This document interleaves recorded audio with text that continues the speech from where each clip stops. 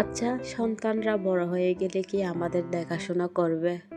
Hello everyone, আসসালামু আলাইকুম। I hope সবাই অনেক বেশি ভালো আছেন। আমিও আলহামদুলিল্লাহ ভালো আছি। আজকে ভাবলাম একটা ডেইলি ব্লগ করব। সকালে ঘুম থেকে ওঠার পর প্রথম কাজ হচ্ছে আমার আহনাফের বাবাকে টিফিন দেওয়া, এরপর হচ্ছে ছোট ছেলেকে খাওয়ানো, এরপর আমরা মা ছেলে মেয়ে নাস্তা করে নিই, তারপর চা খেয়ে নিচ্ছি আমি।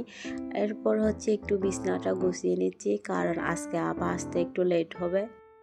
আপা আসলে একটু সুবিধা হয়, আপা একটা করে ফেলে কাজ, আমি একটা করে ফেলি। আজকে যেহেতু আপা লেট করে আসবে, আমি হচ্ছে ঘরটা গুছিয়ে নিচ্ছি, বাসা চেঞ্জ করছি, আর এখানে জিনিসপত্র এখনো এলোমেলো আছে, আরও অনেক কিছু বাকি আছে গোছানোর। এখনও অনেক জিনিস কার্টনের মধ্যে, আর শোকেসের গুলোও তো এখনও কার্টনে।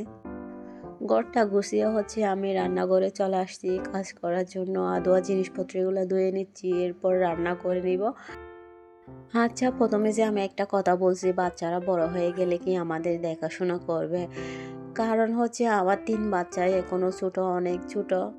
ওরা মাঝে মাঝে হচ্ছে এমন বিরক্ত করে, আমি আর পেরে উঠি না, চিল্লাচিল্লি করি, কান্না করি।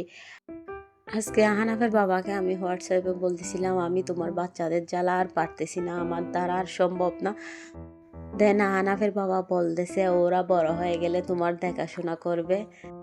এটা বলে আমাকে সান্ত্বনা দিচ্ছে আর কি, সান্ত্বনা পুরস্কার হিসেবে নিছি আমি কথাটা। আমার বাসার পাশে হচ্ছে একটা খালি জায়গা আছে, ওখানে হচ্ছে দিন রাত বাচ্চারা অনেক খেলাধুলা করে। রাতে হচ্ছে বড় ছেলেরা খেলাধুলা করে, এগুলো আমার ছেলে দেখে বারবার ওখানে খেলতে যেতে চায়। তো আমি তো সাথে যাওয়া সম্ভব না, সবসময় কি আমি সাথে যেতে পারবো ওর সাথে? ও হচ্ছে বারবার ওখানে যেতে চায় সাইকেল নিয়ে, তো এখন একা বাচ্চাকে ছাড়া তো সম্ভব না। দেশ দুনিয়ার যে অবস্থা, বইয়ে তাকিয়ে আমিও বাইরে গেলে হচ্ছে আমাকে সারাদিন বিরক্ত করতেই তাকে নিচে যাওয়ার জন্য। তাই আমি আহনাফের বাবার সাথে একদম মন খারাপ করে বলছি, আমি আর পারতেছি না।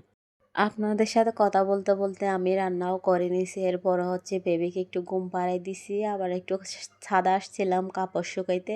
তো এখানে ফুলগুলা দেখতেছি, এরপর হচ্ছে আপা চলে আসছে, আপা হচ্ছে আমাকে ঘরটা মুছে দিচ্ছে।